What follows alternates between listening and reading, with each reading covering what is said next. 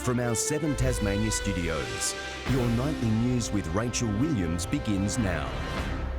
Good evening, everyone. The Tasmanian branch of the Labor Party is being urged to reform its pre-selection processes by one of its own ousted senators.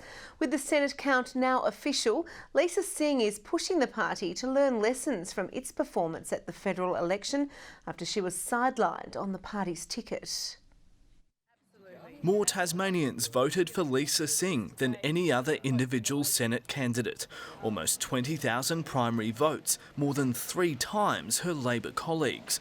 But she missed out on preferences, with her own party placing her 4th on its ticket, below a non-incumbent. Well, Lisa contributed in a huge way to the Parliament and to the party, and we're very sorry to see her go. Why wasn't she rewarded with a better spot on the Senate ticket then? It's a democratic process. Rank and file members across the party have a say. That was the result that came out of that. The Senate count has now been finalised, with Jackie Lambie confirmed as the winner of the final seat last week. Lisa Singh thanking those who voted below the line to support her, even though it wasn't enough.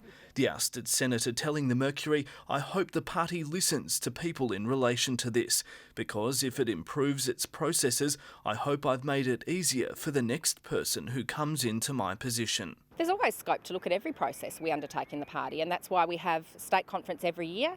Every 2 years we have a conference that looks at the rules of the party, where any member can present a change. What Lisa Singh's really identified is the problem of factional influence on pre-selections. Political analyst Richard Herr says it should be a wake-up call for both major parties. This is what's causing a drift away from the 2 major parties. We see this for nearly a generation now. They've been losing support, and the independent vote, the third-party vote, has been increasing. Lisa Singh was unavailable for interview due to travel. Michael Breen, 7 Tasmania News. One of Tasmania's most successful and best-known racehorse trainers, Barry Campbell, has copped a 3-year ban from the sport over the race day treatment of his star performer East Ender on Adelaide Cup Day back in March. The horse was set to start as one of the race favourites before stewards prevented it from running following a stable inspection. Race stewards found Campbell guilty of injecting and treating the gelding with potassium on race day, as well as engaging in conduct intended to corrupt the outcome of the race. EastEnder won several of its last starts leading up to the Adelaide Cup, including the Hobart, Launceston and Devonport Cups. There's been another day of squabbling among Tasmania's politicians over how to fix the state's hospitals. Labor wants answers over emergency department delays, but the government was today more keen to talk about bridge upgrades.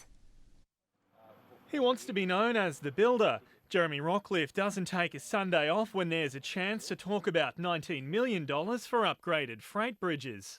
This is and has been an infrastructure budget and will continue to be some $1.6 billion over the next 4 years. He's won over the transport sector. Just even these bridge strengthening programs are bringing about greater access for the industry, which means that we can actually implement different sorts of vehicles. But he's not building any bridges with Labor, who have this to say about tradie numbers. We are now seeing a budget that's completely focused on infrastructure, with real concerns that won't be able to be delivered because we don't have the workforce. And they aren't letting up on the health attacks, amid claims mental health patients are waiting up to 7 days in emergency departments. That with all the hype around the Royal Hobart Hospital redevelopment, with the Minister consistently relying on this as his solution to the problems that we're facing, that he's still unable to tell us when any additional capacity will actually be online.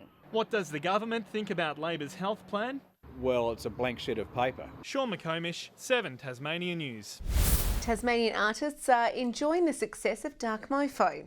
The Salamanca Arts Centre is hosting works by some Tasmanian artists, including this exhibition dedicated to the mythology of Hobart.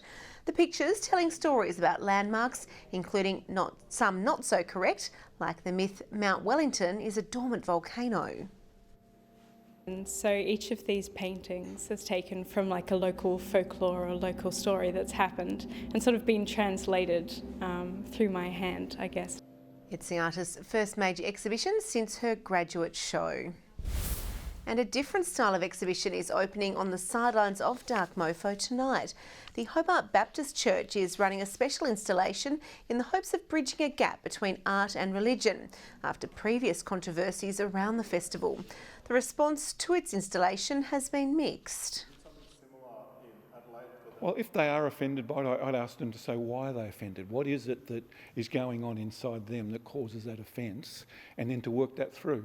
Because the cross has always been offensive. It was the first time it happened. Trying to challenge the church's recent history of cover-up and scandal and trying to hide from that, and trying to get them to look afresh at Jesus.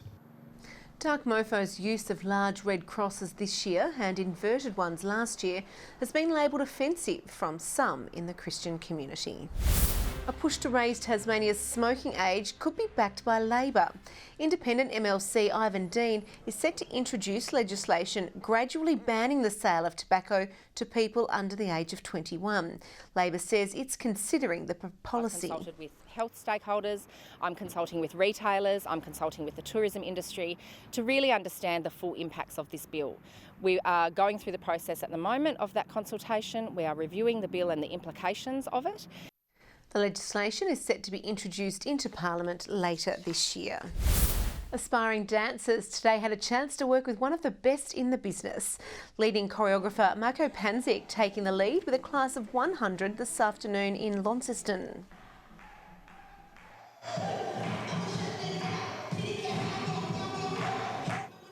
The workshop raising funds for Give Me 5 for Kids, which aims to support sick children in Tasmanian hospitals. Organisers say they're confident of reaching the $2,000 mark ahead of Wednesday's telethon live here on 7 Tasmania. To basketball, and the Hobart Huskies have claimed bragging rights over fierce intrastate rivals, the Launceston Tornadoes, in dominant fashion overnight, while the Southern Huskies' New Zealand NBL season is all but over after another deflating loss. The Torns faithful tried their best to make the Huskies feel unwelcome, so the visitors set about silencing them early. Taylor Roberts making her presence felt all over the court, putting on 18 points as the Huskies helped themselves to a handy 13-point lead come the end of the first. With the home side lacking spark and stuck in a rut, Hobart capitalised, putting the game all but out of reach heading into the final period. Launceston refusing to let it go without a fight, however, outscoring the Huskies in the last, but it was too little too late as the visitors recorded a desperately needed 21-point win. The men's side couldn't make it a Southern double, with the Northwest Thunder keeping their slim playoff hopes alive on their home court. 21 points from import Paul Campbell helping his side along to a cruisy win. It was do or die time for the Southern Huskies in New Zealand. However, the Southland Sharks showed little sympathy. Marcel Jones returning the favour to give the visitors a look in, but the home side were unshakable from long range, taking a 12-point lead into half-time. Jalen Billups trying his best to muscle the visitors back into the match, but the damage had already been done on the scoreboard as the Sharks made it near impossible for the Huskies to make playoffs with a 20-point win. Welcome back. 13 degrees today in Hobart. Launceston had a top of 13 also. 12 for Burnie with 13 in Devonport. 15 was the state's top temperature today for St Helens. 14 at Low Head and also Smithton. 13 at Scottsdale, Fingal, Campania and Grove. 12 for Wynyard with 11 degrees at Sheffield. On the charts, there is northwesterly streams pushing low cloud over the state, mostly through the north and the west. Further out shows patchy cloud over southern Australia and the east coast of Queensland. Some thunderstorm action hitting Brisbane and northern New South Wales. A cold front approaches Tasmania from the west tomorrow. The low east of Brisbane heads east while a high builds over southwestern WA. North to northwesterly winds 10 to 20 knots, reaching 25 about the southwest and increasing to 30 knots in the west later. Seas mostly to 2 metres, rising up to 3 metres in the west. Only a single warning tonight for strong winds around western coastal waters from southeast Cape to Stanley. On to the forecast, 15 and cloudy in Hobart and Dover. Tomorrow, 13 degrees at Ouse, morning frost. Showers in Launceston and Devonport, 14 degrees, 12 for Scottsdale. Showers also for Burnie and Devonport, 14, 15 at Stanley, with a few clouds in the east. St Helens 15, 16 for Swansea and 12 degrees at Ross with possible showers. Looking ahead, statewide showers on Tuesday, clearing from the north and the west a little later on. Showers through the south and the west on Wednesday, pretty fine conditions elsewhere, just some morning frost, and much the same again on Thursday. Looking at your major centres now around Australia, 17 and sunny tomorrow in Perth and Melbourne, 16 with showers for Adelaide, showers in Sydney, 18, 22 for Brisbane with a sunny 32 for Darwin. And at the moment it's 8 degrees in Hobart, a few clouds, and 7 degrees in Launceston and Devonport. That's all from me, Rach. Wonderful. Thank you for that, Sam. Well, that's all your news for now. Thanks for joining us. Have a great week. Good night.